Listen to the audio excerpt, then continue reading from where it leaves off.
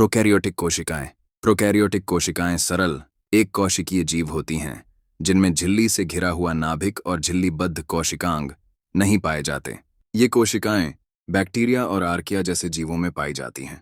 हालांकि ये संरचनात्मक रूप से सरल होती हैं, लेकिन जीवन की सभी आवश्यक क्रियाएं करने में सक्षम होती हैं।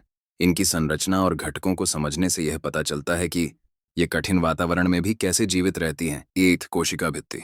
यह कोशिका की बाहरी कठोर परत होती है जो इसे आकार और सुरक्षा प्रदान करती है। यह मुख्यतः पेप्टाइडोग्लाइकन नामक पदार्थ से बनी होती है जो शर्करा और अमीनो अम्लों से मिलकर बना होता है।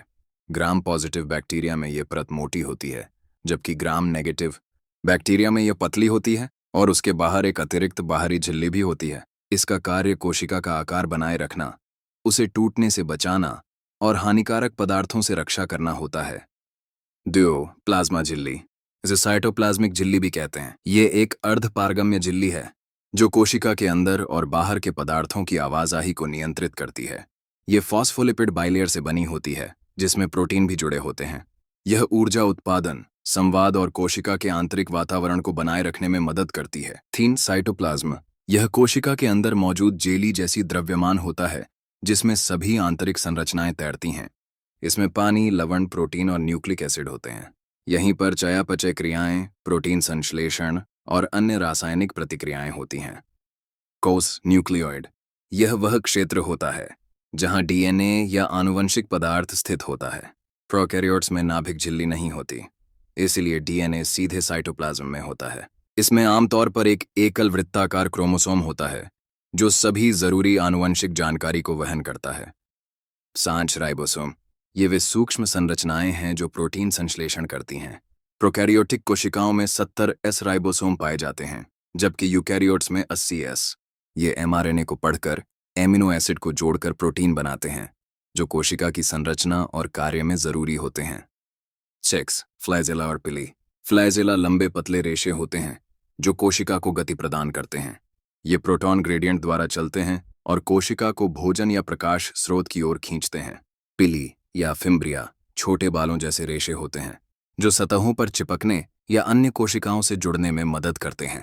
कुछ पीली जेनेटिक सामग्री के आदान प्रदान में भी मदद करते हैं।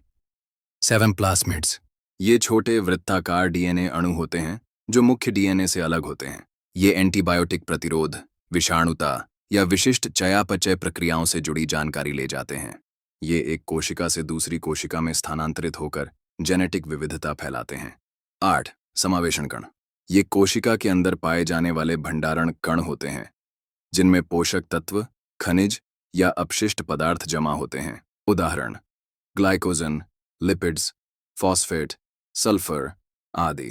ये कोशिका को भूख या पोषण की कमी जैसी परिस्थितियों में जीवित रहने में मदद करते हैं। 9 एंडोस्पोर। कुछ ग्राम पॉजिटिव बैक्टीरिया प्रतिकूल परिस्थितियों जैसे भोजन की कमी, गर्मी में एंडोस्पोर बनाते हैं। एंडोस्पोर एक कठोर और टिकाऊ संरचना होती है जो डीएनए को सुरक्षित रखती है। जब परिस्थितियां अनुकूल हो जाती हैं तो यह फिर से सक्रिय कोशिका में बदल जाती है। प्राकृतिक उदाहरण और महत्व। प्रमुख प्रोकैरियोटिक जीव ई कोलाई, स्ट्रेप्टोकोकस, सैल्मोनेला और आर्किया जैसे थर्मोफाइल्स। ये पोषक चक्र, नाइट्रोजन स्थिरीकरण, अपघटन और किण्वन में भूमिका निभाते हैं। कई उद्योगों और चिकित्सा में भी इनका उपयोग होता है। निष्कर्ष। प्रोकैरियोटिक कोशिकाएं भले ही सरल संरचना वाली होती हैं, लेकिन ये जीवन की सभी जरूरी क्रियाएं कर सकती हैं। इनकी तेजी से अनुकूल होने की क्षमता और सभी वातावरणों में जीवित रहने की योग्यता इन्हें पृथ्वी पर सबसे सफल जीवों में से एक बनाती है। इनका अध्ययन हमें जीवन की प्रारंभिक और बुनियादी समझ को गहराई से जानने का अवसर देता है।